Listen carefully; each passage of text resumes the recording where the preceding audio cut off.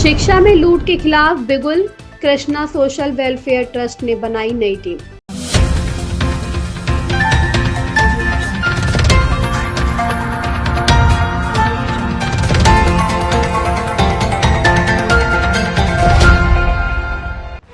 दिल्ली में निजी स्कूलों द्वारा फीस, किताबों और स्कूल ड्रेस के नाम पर की जा रही मनमानी वसूली का मुद्दा लगातार गर्माता जा रहा है। अभिभावकों में इसको लेकर भारी नाराजगी देखी जा रही है और वह आए दिन अपना रोष प्रकट कर रहे हैं। इसी कड़ी में छात्रों के परिवारों के साथ मिलकर कृष्णा सोशल वेलफेयर ट्रस्ट द्वारा नजफगढ़ स्थित इमेजिंग टेस्टी रेस्टोरेंट में एक प्रेस वार्ता का आयोजन किया गया है। इस अवसर पर ट्रस्ट के अध्यक्ष परमजीत सिंह पम्मा एवं राजेश चौहान उपस्थित रहे। इस अवसर पर कृष्णा सोशल वेलफेयर ट्रस्ट द्वारा एजुकेशन विंग की नई टीम गठित की गई। प्रेस वार्ता के दौरान ट्रस्ट ने अपनी एजुकेशन विंग की नई टीम की घोषणा भी की, जिसमें डॉक्टर इंदु वर्मा, राजेश कुमार, अमन कुमार बंसल, एडवोकेट करमवीर और संतोष यादव को शामिल किया गया। प्रेस वार्ता को संबोधित करते हुए परमजीत सिंह पम्मा और राजेश चौहान ने कहा कि यह अत्यंत दुखद स्थिति है कि स्कूल प्रबंधन लगातार अपनी मनमानी कर रहा है, जबकि सरकार और प्रशासन पूरी तरह मौन बने हुए हैं।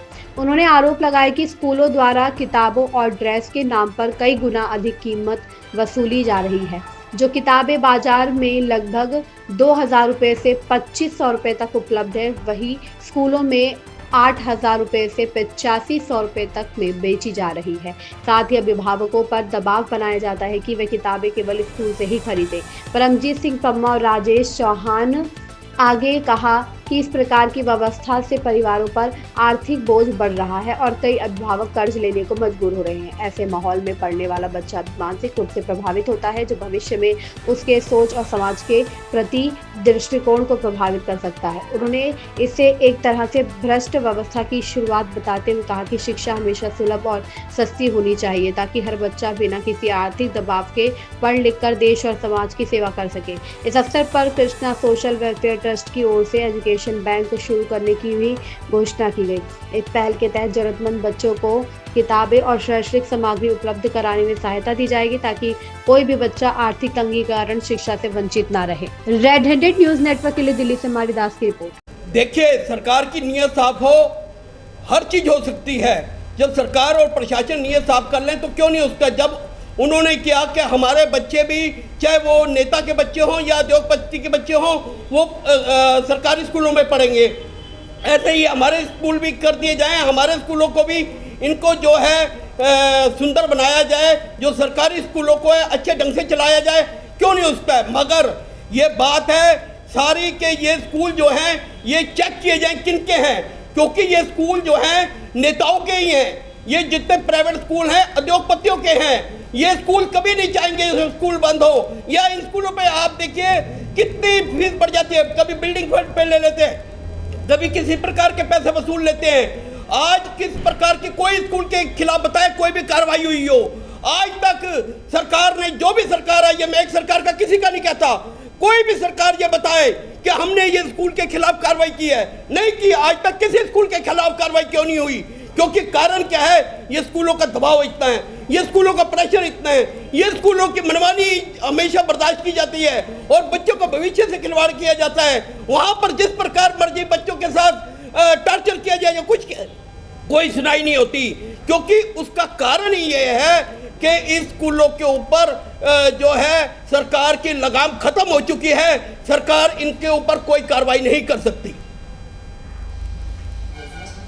मैं डॉक्टर इंदु वर्मा, मैं शिक्षा क्षेत्र से बहुत ज़्यादा जुड़ी हुई हूँ। काफ़ी हद तक काम भी किया है इस शिक्षा के स्तर पर। प्रिंसिपल रही हूँ और अब प्रिंसिपल से रिटायर होने के बाद मैं ओवरऑल सारे काम देखती हूँ, जैसे कि एजुकेशन में बच्चों को बढ़ावा देना।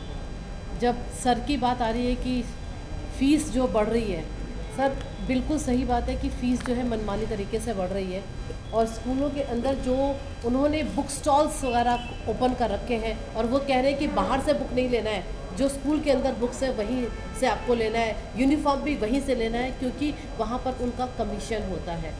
ये सारी चीज़ें अगर धीरे धीरे बंद होगी तो एजुकेशन, सही में एजुकेशन मिलेगी बच्चों को। जो बच्चे पिछड़े लोग हैं, जो गरीब के बच्चे हैं, वो सच में नहीं पढ़ पा रहे। EWS की सीट मिलने के बावजूद भी और ईवीएस का कोटा, ईडब्ल्यूएस का कोटा होने के बावजूद भी उन बच्चों को ईडब्ल्यूएस का कोटा नहीं मिल पा रहा है, वो भी सीट किसी और तरीके से फिलअप की जा रही है। तो ये सारी चीज़ें ध्यान में रखते हुए जो कृष्णा फाउंडेशन ने एक बनाई है कि हम एक कंप्लीट मीटिंग करके हम लोग एक कमेटी बनाएंगे, उस कमेटी में ये सारी चीज़ें डिस्कस होंगी और जिस भी स्कूल के अंदर ये सारी कार्रवाई हो रही है उसको हम बंद करेंगे या फिर उसकी इंक्वायरी करेंगे, प्रॉपर चेक करेंगे कि कहाँ ये सब काम हो रहा है, तो हम इस पर आगे एक्शन लेंगे। ऐसा नहीं होना चाहिए। बुक्स भी आप यहाँ से लीजिए, uniform, school shoes, even stationery तक प्रोवाइड करने लग गए, जिसमें कि जो आप अगर वो कलर बॉक्स का देखेंगे ना, जो मार्केट में 30 रुपये का मिलता है वो वहाँ 100 रुपीज़ चार्ज करते हैं उस कलर पेंसिल सेट का, स्कूल वाले। ऐसा क्यों? तो इसके ऊपर गवर्नमेंट की तरफ से रोक लगनी चाहिए। हमने एजुकेशन विंग इसीलिए बनाया है कि भाई शिक्षा सबको बराबर मिलनी चाहिए। ऐसा नहीं है कि भाई किसी की इनकम ज़्यादा तो उससे बढ़िया मिलेगी, किसी की इनकम कम है तो उससे नहीं मिलेगी। इस चीज़ की ही हमारी मुहिम यही है कि हम इस पर ही फाइट करेंगे और हम इसको एक सर्टन लेवल पर ले आएंगे कि सबके लिए इक्वल शिक्षा। Thank you. कई स्कूल, सरकारी स्कूलों की कंप्लेंटें आती हैं हमारे पास कि स्कूल में एजुकेशन नहीं होती, मैक्सिमम आती है प्राइमरी स्कूल की। आप कभी प्राइमरी स्कूल में चले जाना, वहाँ के बच्चों के बैग के अंदर बुक से ज़्यादा टिफिन बॉक्स होता खाली, जो वो सिर्फ प्राइमरी स्कूल का जो मिड डे मील के लिए आते हैं, उनके बैग में बुक्स नहीं होती, लगभग नहीं होती। फिर वो लंच के लिए आते हैं और एग्ज़ाम के टाइम पे सिर्फ उनके पास बोर्ड पे लिखा दिया था कि ये आपने करना है, तो वहाँ एजुकेशन कहीं हो ही नहीं सकती। गलत है तो बताइए आप, क्योंकि ये और जितने भी सरकारी टीचर हैं उनका किसी का ही बच्चा अगर सरकारी स्कूल में पढ़ रहा हो तो बताइए, सब प्राइवेट में प्रेफर करते हैं। जब आप लोग ही प्राइवेट में प्रेफर करोगे किसी को, तो फिर आप सरकारी में पढ़ाने लायक क्यों हो? आप सरकारी में मत पढ़ाओ, आप फिर प्राइवेट में जाके पढ़ाओ ना सब। क्योंकि मेरा बच्चा भी स्कूल में पढ़ता है, जो मैंने नोटिस किया है कि जो ईडब्ल्यूएस का बच्चा स्कूल में पढ़ रहा है और एक फीस दे के बच्चा पढ़ रहा है, तो उन दोनों के दरमियान जो उनका बिहेवियर है वो बिल्कुल बदला हुआ है। मैं ये नहीं कहता कि बहुत ज़्यादा बदला हुआ है, लेकिन बदला हुआ है। और साथ ही साथ तीसरी चीज़ मैं ये भी आपके माध्यम से सरकार से पूछना चाह रहा हूँ कि क्या गवर्नमेंट स्कूल को हम इस कदर नहीं बना सकते हैं कि प्राइवेट स्कूल की ज़रूरत क्या है? जैसा कि आपने अभी कहा सर कि बगल का एक छोटा सा देश, अभी सरकार का गठन हुआ और उन्होंने घोषणा कर दिया कि सरकारी स्कूल नहीं रहेगी, प्राइवेट स्कूल नहीं रहेगा। यहाँ बिल्कुल हो सकता है, हमारा तो 150 करोड़ का देश है, हमारी सरकार सक्षम भी है, और जैसा कि हमारे माननीय प्रधानमंत्री कह रहे हैं कि 2047 तक विकसित भारत बना देंगे, तो क्या इस तरह से विकसित भारत की कल्पना की जा सकती है क्या? मैं नहीं मानता हूँ कि मैं सरकार को तो चैलेंज नहीं कर सकता, लेकिन आपके माध्यम से, प्रेस के माध्यम से मैं ये सवाल जरूर पूछ सकता हूँ कि इस तरह का होना चाहिए। ऐसा क्या है, आज सरकारी स्कूल, कई स्कूलों को मैं देखता हूँ, मेरे ही परिवार का एक बच्चा सरकारी स्कूल में पढ़ता है और वो 94% मार्क्स लाता है।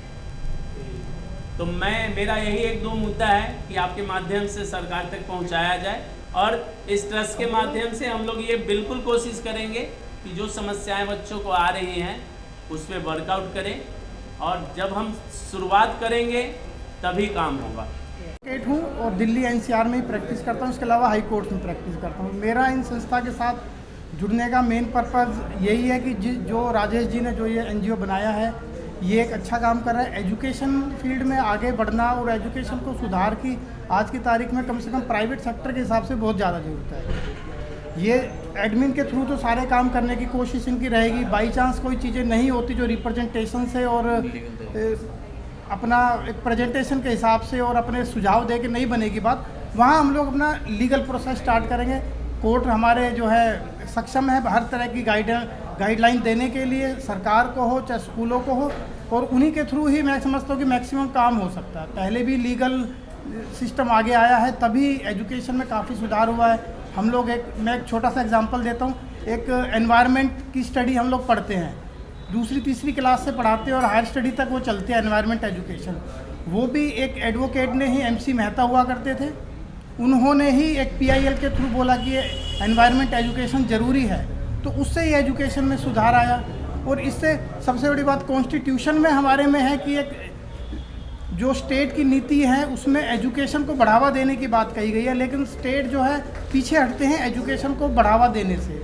उनका मेन फोकस अब हटता जा रहा है। ज़्यादातर क्या कर रहे हैं कि स्कूलों को अपग्रेड, सरकारी स्कूलों को अपग्रेड करने के नाम पे उसकी फ़ीस बढ़ा रहे हैं या उनको पिछले स्कूलों को हटा देते हैं। हम लोग एक गांव पंचायत एक डिमांड करती है, जी हमारे गांव में एक स्कूल है, आप इसको 12वीं तक कर दीजिए, बच्चे नहीं जा पा रहे, या 8वीं तक है 10वीं तक कर दिए। सरकार क्या करेगी, उनको अपग्रेड तो कर देगी डॉक्यूमेंट्स में, लेकिन ना उसके कमरे बढ़ा रहे, ना उनके टीचर बढ़ते। तो ऐसे तो बात नहीं बन पाएगी। तो मेन इनके साथ साथ लीगल होना ज़रूरी है, तभी हम लोग आगे बढ़ेंगे। तो जो जहाँ काम ख़त्म होगा हमारा लीगल प्रोसेस हम स्टार्ट करेंगे।